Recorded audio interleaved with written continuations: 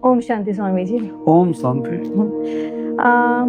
हम जिस प्रेम को अनुभव करते हैं एक दूसरे के साथ, क्या वो सच में प्रेम है या अटैचमेंट है?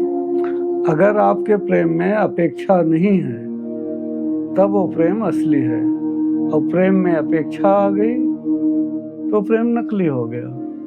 लेन देन नहीं होता प्रेम में। प्रेम में खाली देने का भाव होता है, और प्रेम में अगर दोनों का दिमाग खत्म हो जाए फिर वो नहीं होगा कि लड़ रहे हैं कि झगड़ रहे हैं ना।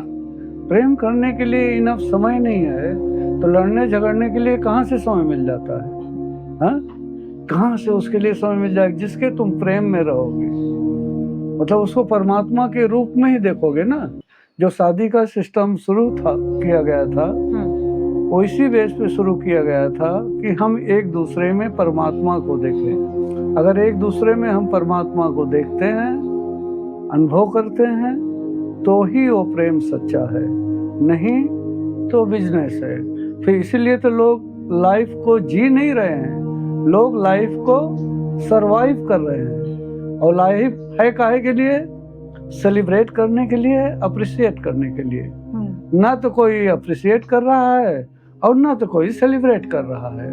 हर आदमी या तो वासना की वजह से मतलब जुड़ता है एक दूसरे से, और या तो कोई न कोई अपेक्षा है, या तो समाज की वजह से कि समाज में आए हैं तो शादी करना जरूरी है, बच्चे पैदा करना जरूरी है, पति से प्रेम ना हो ना हो, मायके वाले क्या कहेंगे, माँ बाप क्या कहेंगे, दोस्त क्या कहेंगे, समाज क्या कहेगा। इस वजह से लोग साथ में रह रहे हैं। और आजकल की शादियों में, ज्यादा करके शादियों में, अगर दोनों ध्यान नहीं करते तो शादी की उम्र 2 से 3 साल। अच्छा। 2 से 3 साल के बाद में पति पत्नी के बीच में कोई भी प्रेम नहीं बचता। जहां तक मेरा अनुभव है, क्योंकि मेरे पास तो लाखों कपल आते हैं पूरी दुनिया में, तो मैं जानता हूं कि असलियत क्या होती है।